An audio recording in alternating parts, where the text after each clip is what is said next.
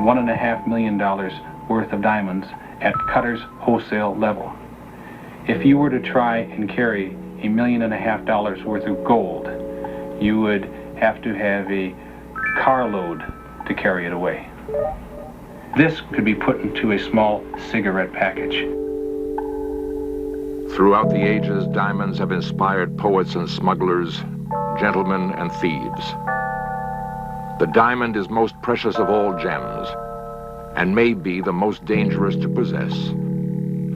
For many diamonds are said to carry a curse.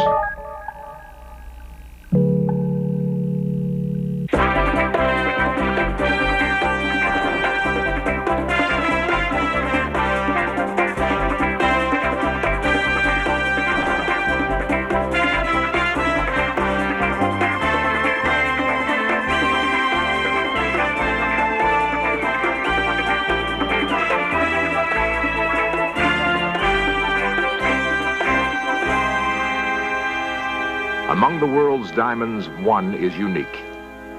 Its color fantastically rare, its history so clouded, it may never be completely known. Around it grew a legend of tragedy and loss. It is the Hope, one of those few gems in the world feared as well as desired.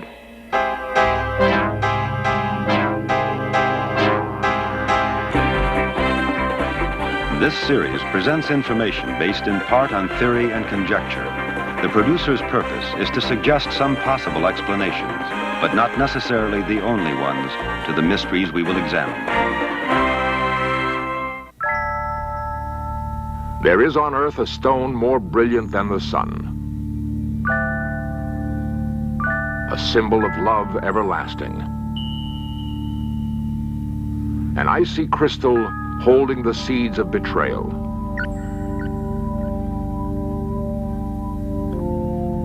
The diamond is a paradox whose beauty veils a black heart.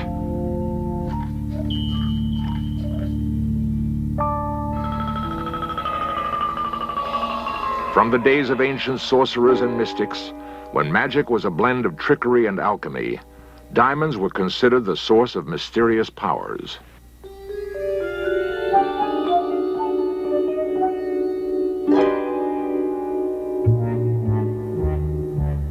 Many believed that diamond dust could neutralize the strongest poison, guard against insanity, ward off evil spirits, and weave an unbreakable spell.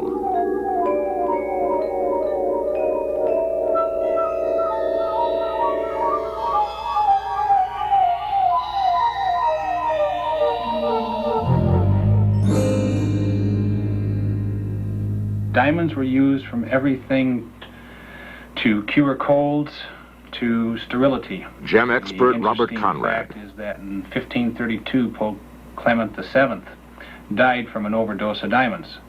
His doctors at that time subscribed him to take spoonfuls of diamond dust.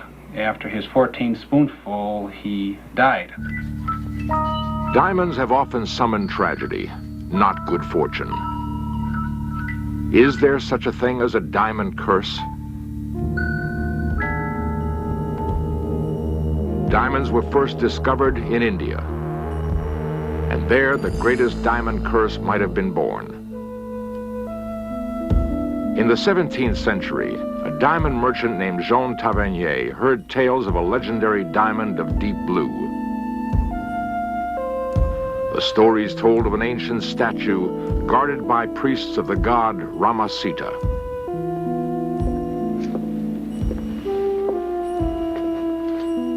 It was said that whoever desecrated the sacred blue diamond would set an ancient curse in motion.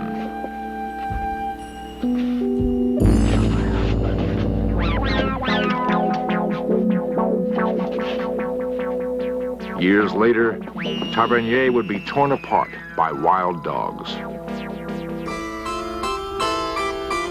The world's greatest blue diamond would come to be associated with kings.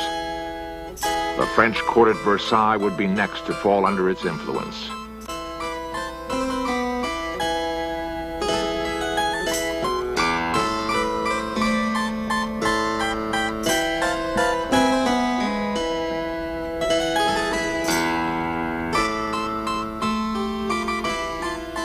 King Louis XIV wore it as a symbol of the monarchy. He died from smallpox. Louis XVI wore it and lost his head in the French Revolution. 3 years after that revolution, the blue diamond was stolen in the most spectacular jewel theft in history. In Search of cameras recreate the story. Petty thieves discovered an open lock and slipped into a museum warehouse where the French crown jewels had been stored.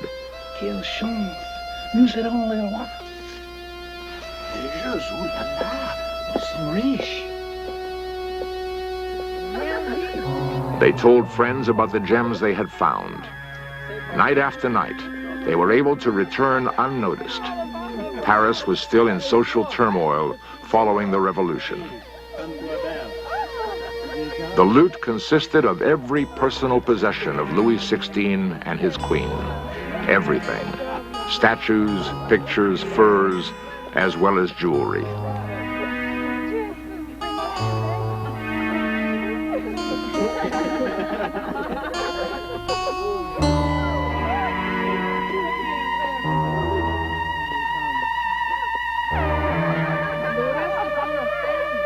By the 8th night, the hit-and-run raids had turned into a boisterous party, and the jewel theft became an act of revolutionary defiance.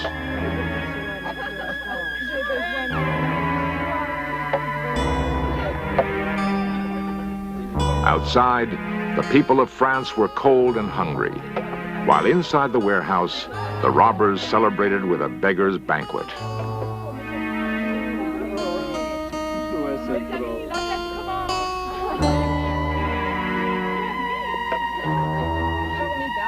By the time the theft was discovered, the burglars were long gone. Some of the jewels were later recovered, buried under a tree, but not the great blue diamond.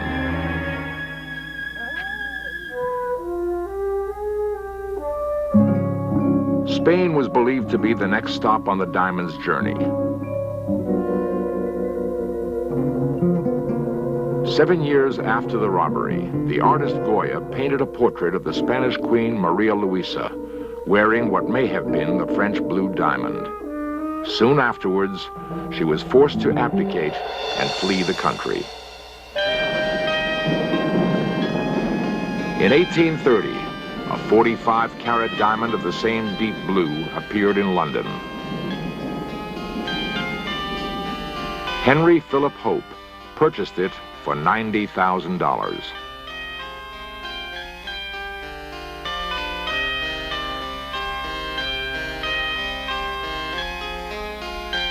Was this the missing stone from the French crown jewels, stolen from the forehead of an Indian idol? Curator of gems at the Smithsonian Institution, Paul Desautels. There's no question in my mind that the Hope diamond, as we know it now, is what's left of the French blue. Now, I can't say that with any kind of proof or certainty because there is no proof in existence that we're aware of. However, there are too many coincidences involved. Was the curse still operative? Henry Philip Hope died childless. The diamond passed on to his nephew, whose wife ran off with another man. The Hope fortune was dissipated, and the last of the Hopes died bankrupt. The blue diamond was put up for sale in 1901. According to legend, many others fell under its sinister influence. The Greek broker who bought it fell off a cliff and died. A Folies Bergère star wore the Hope. Her fate was sealed by a jealous lover. The next owner was a Turkish sultan whose reign was cut short by revolution. In 1910, Evelyn Walsh McLean purchased the Hope diamond. When told of the curse, Mrs. McLean replied that unlucky things always brought her good luck. A personal experience from Beatrice Burley Meyerson. When I was a little girl, my father was Assistant Secretary of State, And one night, after going to dinner at the Mexican Embassy, we went on to a party at Evelyn Walsh McLean's. And Mrs. McLean came up to us and suggested that I might want to wear the Hope Diamond. I'd like to wear the Hope Diamond. I think she was trying to do something nice for a very small girl at her party. And so she put it around my neck, and I was very taken with the color of the diamond, and I just wore it for a few minutes. I'm sure she was not trying to curse me. I don't know what she felt about it for herself, but I know that she was a very unhappy woman. Did Evelyn McLean believe the diamond she wore carried an evil curse? Yes, she sincerely believed in the curse. As a matter of fact, Evelyn at one time took the Hope Diamond to St. Patrick's Church, a local church here, to have it exercised. And to please her, it was done. Nevertheless, Mrs. McLean's life was plagued by tragedy. Shortly after she purchased the Hope, her young son was struck and killed by a speeding car. Mr. McLean was implicated in the Teapot Dome scandal.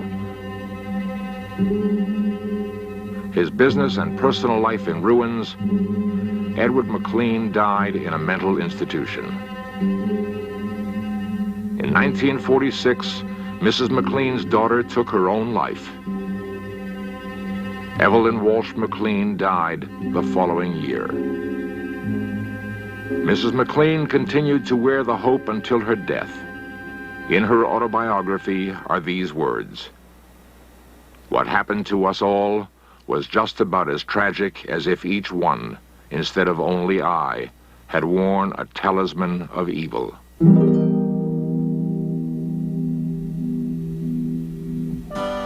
An ancient curse from an angry god?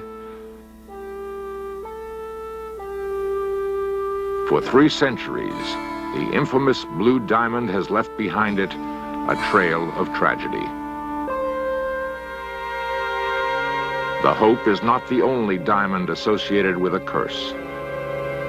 A fabulous necklace of diamonds cast a shadow of scandal and doubt on a royal house, and may have helped trigger a revolution.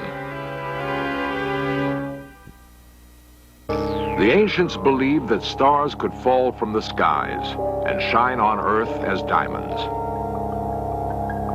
It is ironic that the rarest gem is forged from the most common element on Earth, carbon.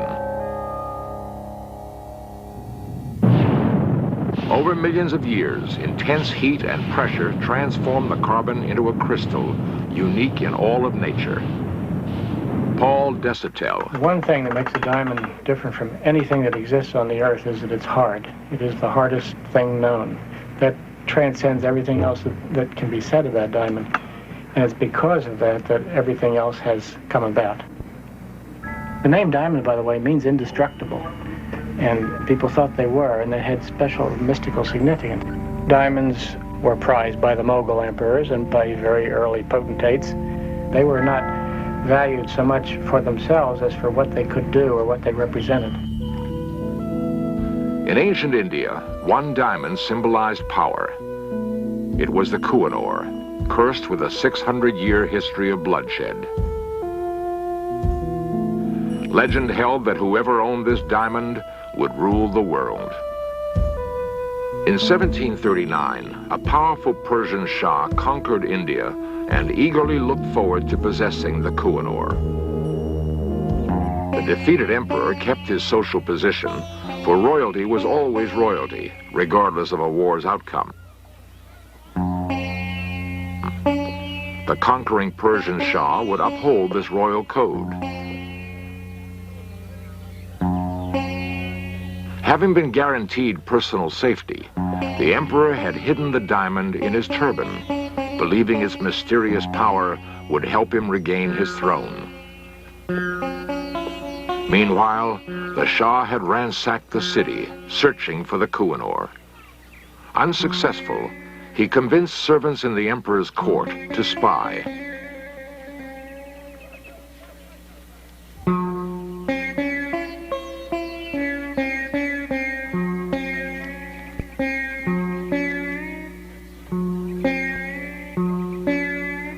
The conqueror learned where the diamond was hidden, But he had to devise a plan that would not violate the emperor's royal status. With clever strategy, the Shah proposed a formal truce to the emperor and arranged a public ceremony.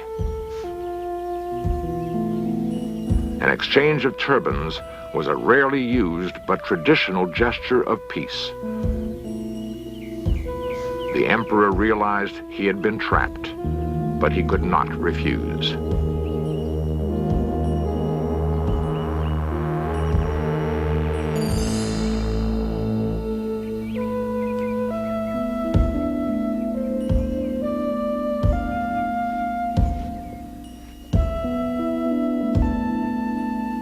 When the British annexed India, the Kohinoor would change hands for the last time, for it was to be set in the English crown jewels.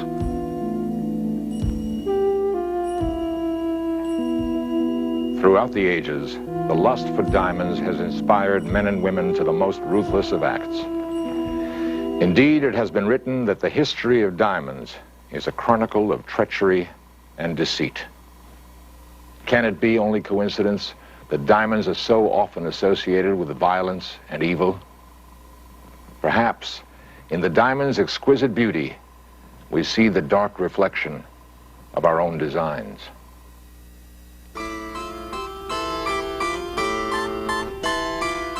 Rarely have diamonds so greatly influenced the course of history as in the story of the Queen's necklace. Two jewelers to the French court of King Louis XVI designed a magnificent necklace of diamonds gathered from all around the world. Only a queen would wear such jewels, and only a king could afford them.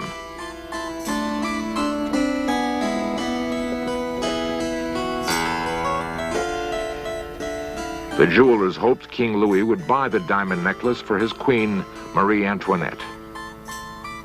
Their timing was poor. France was in turmoil. Louis and Marie could not risk such extravagance.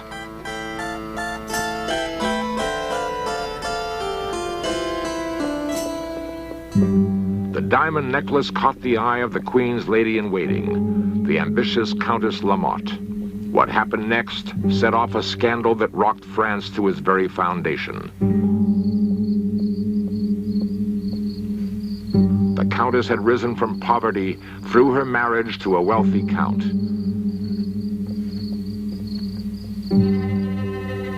Together, they hatched a plot to swindle the jewelers and take the necklace. The Countess would pretend that the Queen had instructed her to arrange a secret purchase of the necklace.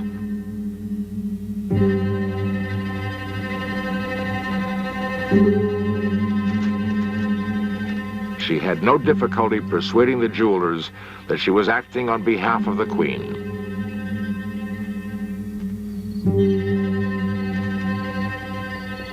A meeting was arranged for the stroke of midnight.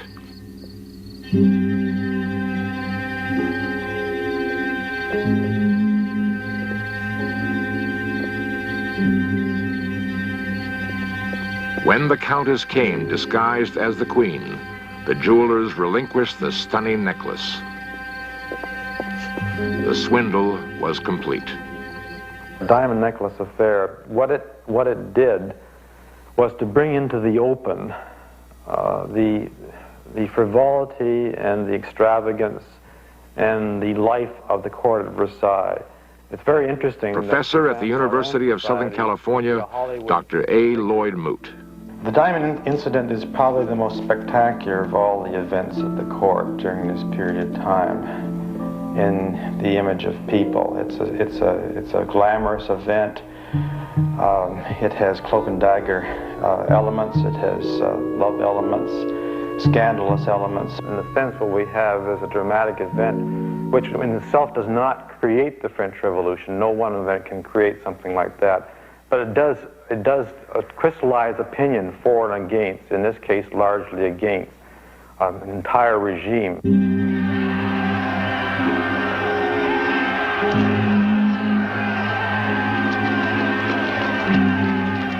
Years later, Napoleon would write that the diamond necklace was the trigger that set off the French Revolution.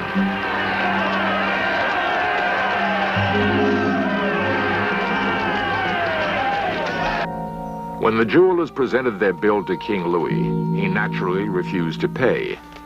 It might all have ended there if he hadn't made a fateful error.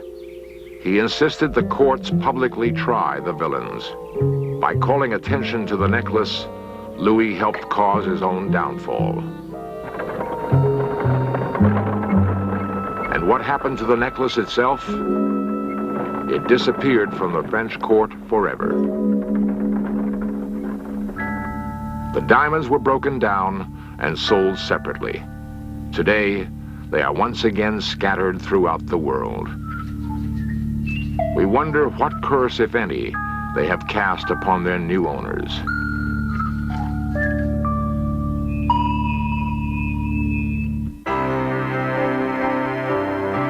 In 1958, the United States established its first national collection of gems.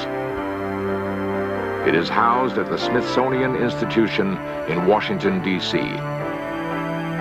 Today, the undisputed star of that collection is the Hope Diamond. Curator Paul Desautels adds an unexpected chapter to the Hope's recent history. It has brought only good luck to the National Collection. It's a remarkable thing, and people come from all over the country to see it. As a matter of fact, when I say people, I mean lots of people, millions of people. And I can't blame them. It is a fantastic stone. Perhaps the ancient gods have been appeased and have at last withdrawn the diamond curse.